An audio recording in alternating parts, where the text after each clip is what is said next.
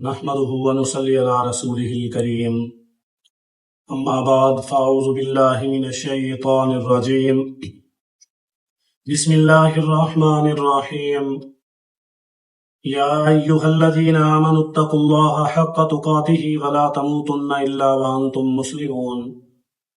واعتصموا بحبل الله جميعا ولا تفرقوا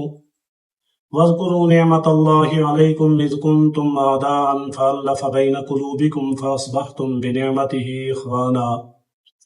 وكنتم على شفا حفرة من النار فأنقذكم منها كذلك يبين الله لكم آياته لعلكم تهتدون صدق الله العظيم۔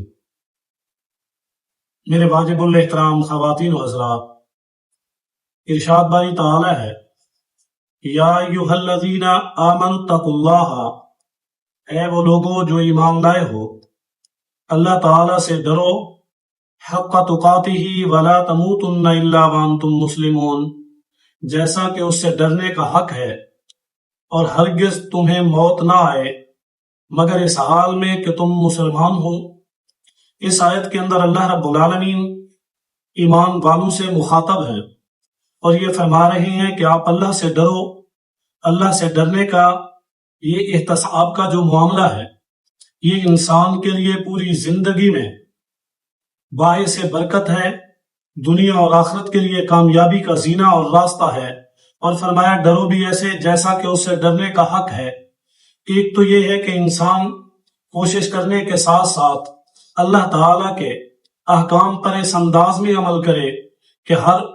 امر اور نہی کے مطابق عمل کرے کہ جو حکم کیا گیا ہے اس پر چلنا ہے،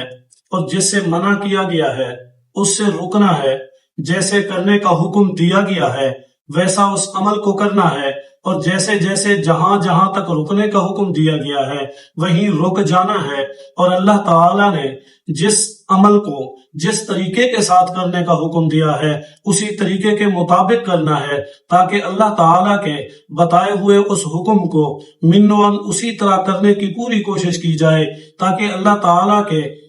احکام، اللہ تعالیٰ کی طرف سے دی ہوئی وعد اور وعیدیں وہ مکمل طور پر انسان ادا کر سکے، جس کے لیے اللہ تعالیٰ نے یہ فرمایا کہ تمہیں موت نہ آئے، ہرگز موت نہ آئے مگر اس حال میں ہوں کہ تم ایمان پر ہو، مسلمان ہو، اسلام پر ہو، خاتمہ بالایمان ہو۔ اگر خاتمہ بالایمان کے علاوہ اس دنیا سے چلے گئے تو ناکامی کے سوا اور کچھ نہیں ملے گا۔ فرمایا واعتصموا بحبل اللہ جمیعا ولا تفرقوا، اللہ کی رسی کو مضبوطی کے ساتھ پکڑو تمام کے تمام لوگ، اور اس کے اندر تفرقہ نہ ڈالو۔ یعنی اللہ تعالیٰ نے جو کچھ بتایا ہے اسے مضبوطی سے تھام لو، اسے مضبوطی کے ساتھ پکڑ لو، اس کے اندر ہیلے بہانے نہ تراشو، اس کے اندر تعویلات نہ کرو، اس کے اندر اپنی سوچ و بچار اپنے ہی انداز میں خود اپنا راستہ نہ نکالو، بلکہ اللہ تعالیٰ کے احکام کو مضبوطی کے ساتھ تمام کے تمام ایمان والے، تمام کے تمام مسلمان، اہل اسلام، اللہ کے نام لیوا، اللہ کے محبوب کے نام لیوا جتنے بھی ہیں ان کے لیے یہ حکم ہے، تاکہ تفرقہ نہ پیدا ہو اور تم کمزور نہ ہو جاؤ۔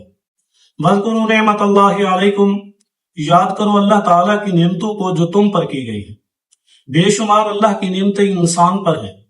ان میں سے فرمایا کہ یہ بھی ایک نعمت ہے اِذْ كُنْتُمْ أَعْدَاءً، جبکہ تم تھے ایک دوسرے کے دشمن، فَأَلَّفَ بَيْنَ قُلُوبِكُمْ، بس اللہ تعالیٰ نے تمہارے دلوں کے اندر محبت ڈال۔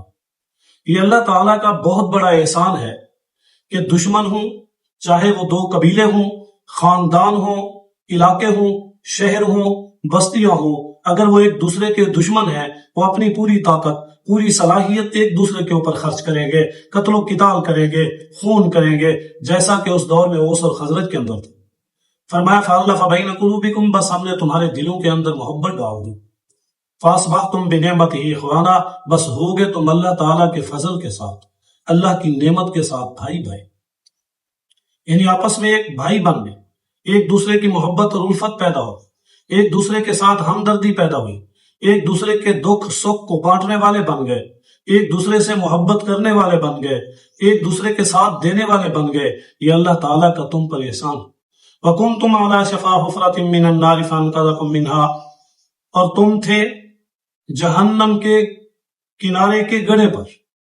یعنی ایک ایسے گڑھے پر تھے جو جہنم کا تھا اور تم اس کے کنارے پر کھڑے تھے اور اس میں گرنے والے تھے۔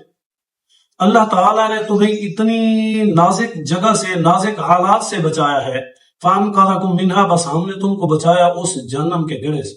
یعنی وہاں گرنے سے ہم نے تمہیں محفوظ کیا، تمہیں تھام لیا، تمہاری حفاظت کی تاکہ تم کامیاب ہو جاؤ،